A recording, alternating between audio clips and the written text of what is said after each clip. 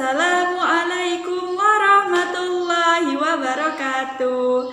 Halo anak-anak, masih semangat belajar kan? Hari ini kita akan menyimak SOP atau standar operasional prosedur kelas kita, belajar kita, dan ibadah kita. Sebelum itu, ada yang tahu nggak? Ada yang tanya nggak SOP itu apa? SOP, oh Bu saya, SOP itu sop ya Bu, yang dimasak ibuku Bu pernah masak. Bukan sop yang itu, ini SOP, standar operasional prosedur.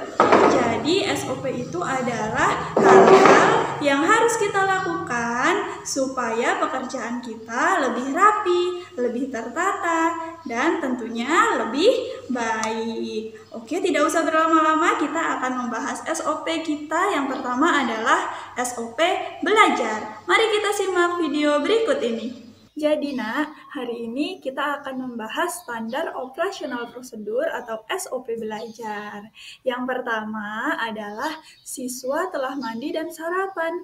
Jadi anak-anak sebelum kita siap untuk belajar harus mandi dulu, sarapan dulu. Supaya apa? Mandi supaya fresh, supaya segar.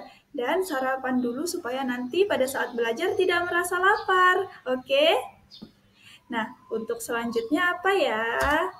Nah, untuk yang kedua yaitu siswa memakai seragam olahraga. Nah, seragam olahraga kita dari hari Senin sampai dengan Jumat ada ketentuannya. Anak-anak pasti sudah tahu, iya kan?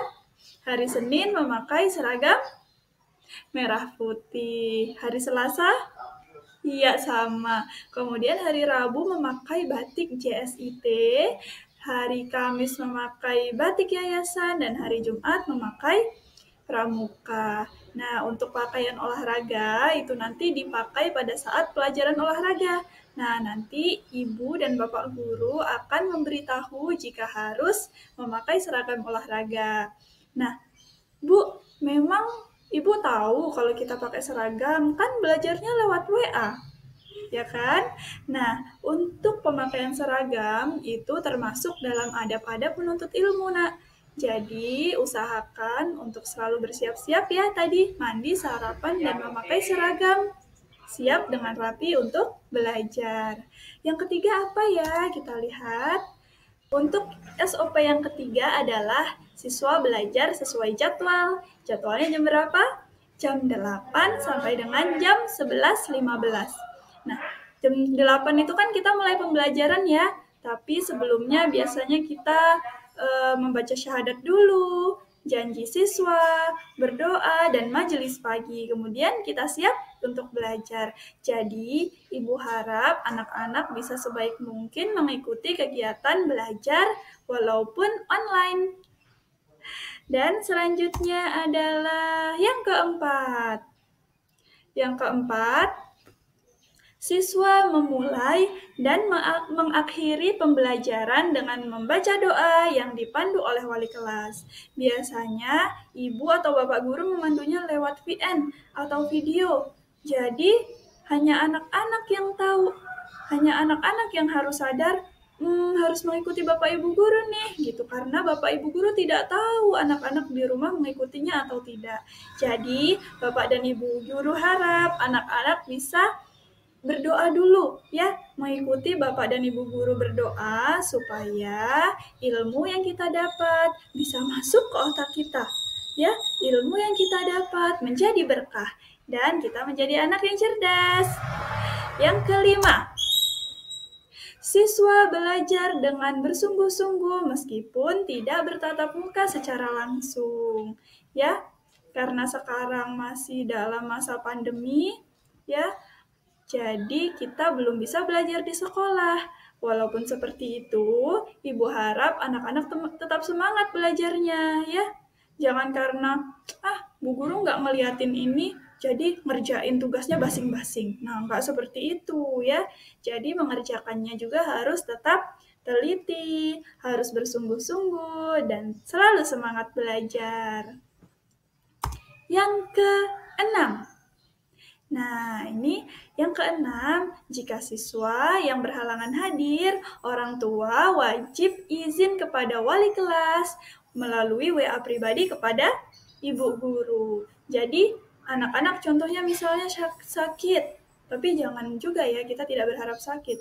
Misalnya anak-anak tidak bisa berangkat, maka jika bundanya mungkin lupa, anak-anak bisa mengingatkan, Bunda sudah izin dengan Bu Guru belum? Nah, seperti itu ya.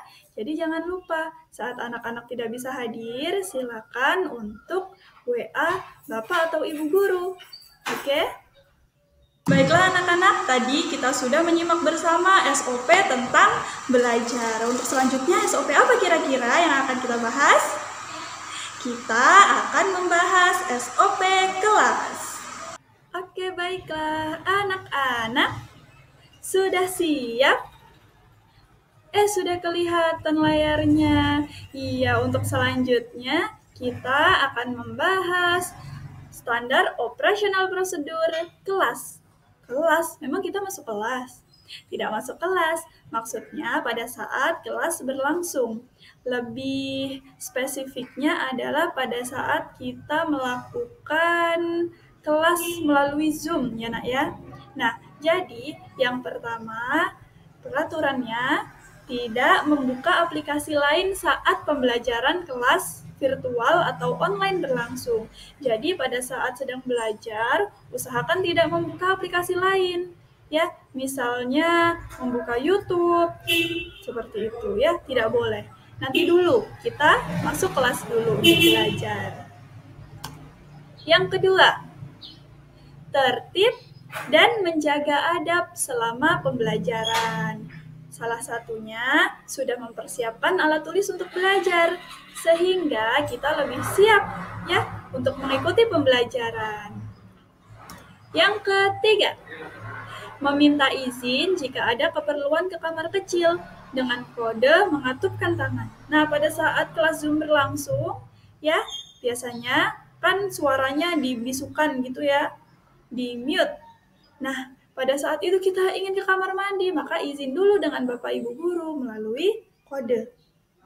Setelah itu, boleh ke kamar mandi. Dan setelah itu kembali lagi ke kelas untuk memulai pembelajaran kembali. SOP yang keempat adalah tidak makan snack ketika pembelajaran kelas berlangsung. Ya, karena apa? Nanti kalau makan snack tidak fokus belajarnya. Nanti pada saat sedang menulis misalnya, kemudian anak-anak makan snack, kemudian snacknya tumpah mengenai bukunya, nanti bukunya jadi kotor. Ya, jadi makan snack itu ada waktunya, yaitu ketika istirahat ya, setelah sholat duha istirahat. Nah, di situ anak-anak boleh makan snack. Oke, jadi tidak boleh makan snack pada saat belajar. Yang kelima, nah ini penting juga, mengumpulkan tugas tepat waktu, sesuai waktu yang diberikan. Nah, selama MPLS ini kita sudah ada tugas ya nak ya. Kemarin menyanyikan yel-yel, kemudian mengirimkan bacaan salat. Nah, itu biasanya Bapak dan Ibu Guru memberi waktu paling akhir jam berapa. Nah, anak-anak diusahakan untuk mengumpulkan tugasnya di jam tersebut. Jadi tidak boleh lebih dari jam tersebut. Ya, apabila bundanya lupa, anak-anak boleh mengingatkan. Siapa tahu sudah merekam nih tugasnya, kemudian anak-anak kan nggak bisa ngirim, minta tolong bunda, terus bundanya sedang sibuk misalnya. Kemudian nanti ditanyakan lagi, Bun, tugasnya sudah dikirim belum? Oh iya, gitu ya. Jadi saling mengingatkan. Yang keenam, berbicara yang baik dan sopan terhadap guru dan teman ketika pembelajaran kelas virtual. Ya, walaupun mungkin lewat WA juga, berbicaranya juga harus sopan. Dengan cara apa?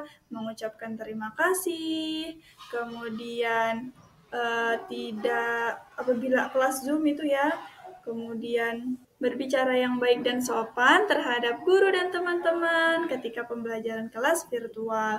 Jadi, anak-anak diharapkan untuk berbicara sopan pada saat dimulainya kelas. Pada saat berjalannya kelas, ya, dari awal hingga akhir. Dengan apa? Tidak berkata kasar, tidak berkata yang tidak seharusnya dikatakan, ya. Kemudian dengan cara mengucapkan terima kasih. Jika ingin minta tolong dengan ibu guru misalnya, ada yang kurang jelas pembelajarannya, anak-anak minta tolong diulangin, minta tolong dengan cara yang baik. Kemudian sesama teman, komunikasinya juga harus dengan bahasa yang baik, tidak boleh mengejek, ya. Oke, yang ketujuh adalah bersikap sopan kepada orang tua ketika meminta didampingi belajar. Jadi, anak-anak saat minta didampingi belajar harus mintanya yang sopan, berkata yang sopan kepada orang tua. Dengan cara apa? Meminta tolong. Jadi tidak boleh, Bunda, temenin aku belajar. Tidak boleh seperti itu, tapi dengan kata-kata yang baik. Bunda, minta tolong temenin aku belajar gitu ya, supaya Bunda tahu nih, Bunda bisa mengingatkan atau mengarahkan seperti itu. Jadi berkatanya harus baik dan sopan. Terima kasih anak-anak Solihah sudah mau menyimak SOP belajar kita pada hari ini. Baiklah anak-anak, kita tadi sudah membahas SOP belajar dan SOP kelas. Nah, semoga anak-anak bisa melakukannya ya, supaya kita belajarnya lebih semangat lagi, lebih tertib lagi. Oke.